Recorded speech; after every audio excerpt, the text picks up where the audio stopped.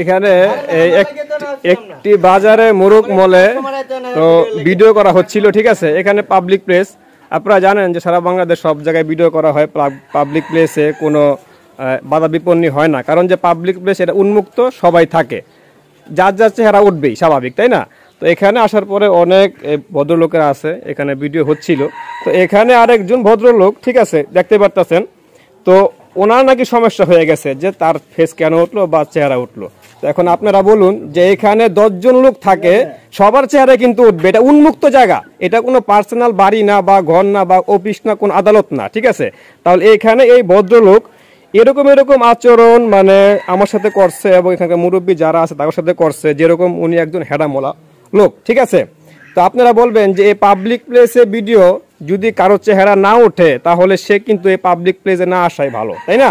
তাহলে এখানে আসার পরে ভিডিও করার ক্ষেত্রে যদি সে বাধা দেয় তাহলে সে নাগরিকের অধিকার খণ্ডন করলো, তাই না। তাহলে এই ভদ্রলোক এই কাজটা এখানে করছে এবং সে অনবরত মানে সে তর্ক বিতর্ক সে করেই যাচ্ছে, ঠিক আছে। তো দেখতে পারতেছেন এটা একটা মোরগ এবং হাঁস মল, ঠিক আছে। তো এখানে অবস্থান করতেছি আর কি।